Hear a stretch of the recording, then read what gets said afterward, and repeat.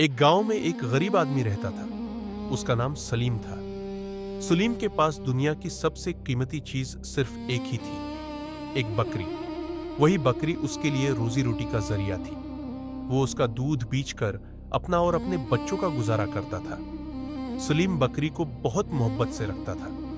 وہ اسے بھوکا نہیں رہنے دیتا، روز اس کے ساتھ باتیں کرتا اور کہتا، تو میری قسمت ہے، اللہ نے مجھے تیرے ذریعے سہارا دیا ہے۔ ایک دن گاؤں میں شدید قحط پڑ گیا۔ لوگوں کے پاس کھانے کو کچھ نہ تھا۔ ایک امیر آدمی سلیم کے پاس آیا اور کہا، اپنی بکری مجھے دے دو، میں تمہیں بہت سارے پیسے دوں گا۔ سلیم نے سوچا، اگر بکری بیچ دی تو آج تو پیسے مل جائیں گے، مگر کل؟ اس نے نرمی سے جواب دیا، یہ بکری میرے بچوں کی امید ہے، میں اسے نہیں بیچ سکتا۔ کچھ دن بعد اللہ کا کرم ہوا۔ بکری نے 2 خوبصورت بچے دیے۔ سلیم نے ایک بچہ بیچا اور دوسرے کو پال لیا۔